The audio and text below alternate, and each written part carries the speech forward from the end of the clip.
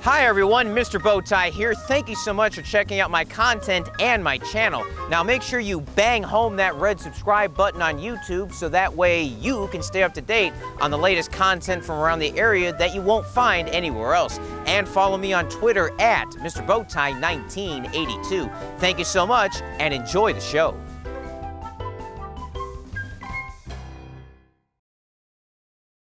There's been a recent Pac-12 invasion by top area girls athletes from San Antonio. Kira White and Kiana Williams have had great basketball careers at Southern Cal and Stanford respectively, and Shelby O'Neal's about to head to Arizona to play beach volleyball. The latest in the string of the invasion is Jillian Martinez, a standout soccer star from Madison. She led the Mavericks to a 21-1 record and was named the Soccer Player of the Year for the state of Texas.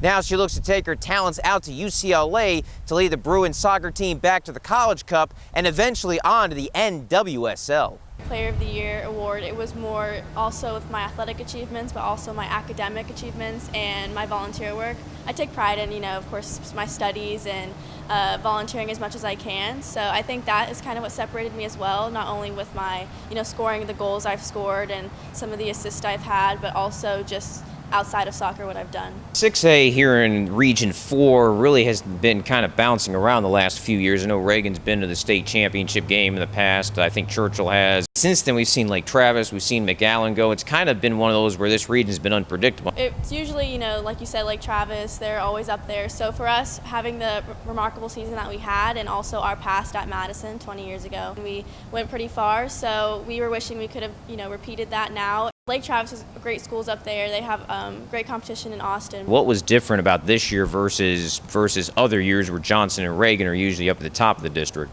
I think for us, me coming into this new culture, this new team my senior year, the seniors that were already on the team for the past 3 years, they really wanted to finish off strong. So I think for us, it was just our team chemistry, knowing what we needed to compete on the field, knowing that everyone was going to put their 100% effort in, and of course our coach helping us on the way. So I think that's what led to our great season. The U.S. Soccer Development Academy and ECNL, they've both prepared me because I was part of ECNL up in Austin, then the DA, and now my senior year I was part of ECNL as well. So they're both competitive leagues. They both bring out the best, and they just prepare you for college because of the competitiveness and because of the girls being strong, being older. So yeah, it definitely both prepared me for college. The one thing that I really loved about my high school team was that we all were so close. For us, it was just kind of like it all came together so well and so perfectly, and I think a lot of it just came from our team chemistry. How much has the soccer changed, or what have you noticed even in the last 5-6 years with the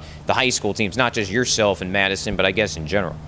Well, for me, I traveled to Austin due to the lack of exposure here in San Antonio, but now it's almost even out in Austin, and for high school soccer especially, the competitiveness, a lot of the girls, we play club together, so it brings out the best in every game. Some of the girls on the Reagan, on the Johnson team lead, they're my teammates from when I was 10, 11 years old, so also that kind of competitive edge, like wanting to beat your friends, but no, high school soccer in San Antonio has grown so much. Soccer in general in San Antonio has grown so much, so I'm really looking forward to seeing how much further we can go. You're going to UCLA. Needless to say, that's not a junior college team. That's a team that every year is in competition for the College Cup. I know they won it a handful of years ago. I think they were in the semis last year. What's the biggest adjustment going to be going from San Antonio, where you don't really have a team that stands out, to going to UCLA and the big time with the Pac-12?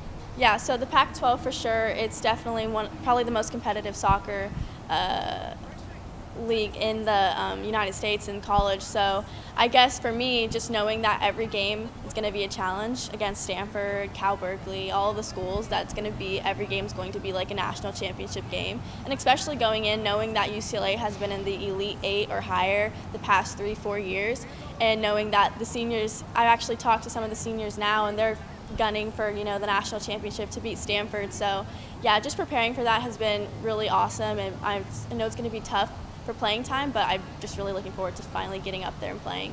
I think the last Texan that was on the UCLA team was back in 2013, but for me going in, I know us Texans players are a little bit more aggressive, and we can also play, with our feet, whereas California players are about passing, So I think for me, having both, the passing side of it and being, smaller, being faster, I think that adjustment will help me as well. And then also just being the only one from Texas is a really big honor that they wanted me and that they want me to play for their team. So I just really want to make San Antonio proud and do my job up there.